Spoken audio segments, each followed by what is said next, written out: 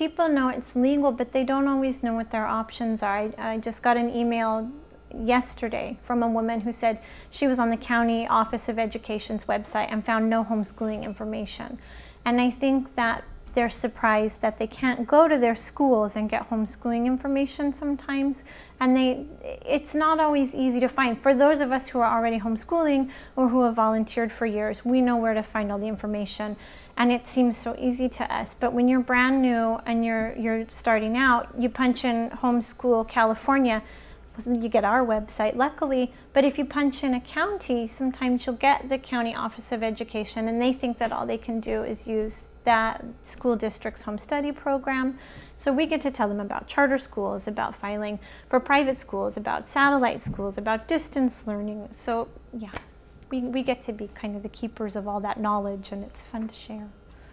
Something that I'm seeing more and more today that was not happening when we started homeschooling is that people think about homeschooling and the first thing they want to know about is the methods and styles. They call them the methods and styles. They need to investigate these and figure out which one they're going to be sometimes. I don't know what style I'm going to be.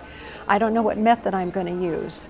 And they want to buy a curriculum based on this method or this style. It didn't used to be like that. You used to think in terms of, well, you're going to homeschool, your child's going to need to learn how to read, and so you kind of look around and ask around and figure out some good ways of helping him learn how to read.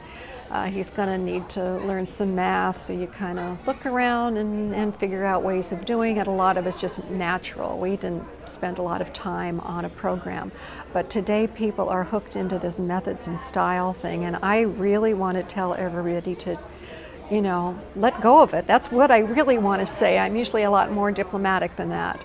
But the issue isn't about how you're going to teach or what your style is going to be. The issue is that there is a child here who's a natural learner, and your role isn't to be his teacher. Your role is to help him develop his learning. And it's just as simple as that. You don't need to make this big deal about paying money to some company who thinks that they know how your child needs to learn. Every child learns in a different way. So the idea is to make your child the center of the process rather than making your child operate around a process that's at the center. A county contact is available by phone or by email to people who are looking for homeschooling information. So on any given morning, I'll open my email and there'll be an email in there from someone who wants to know any number of things. If it's legal to homeschool, first of all, where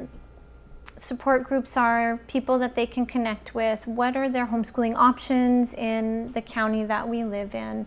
And we just answer as many questions as we can. I have a little form letter that I've made up that I email out to people, and then we just open up dialogue. And it's more like being a friend and holding their hand and showing them what the options are and walking them through the first steps. It's really exciting and rewarding to do.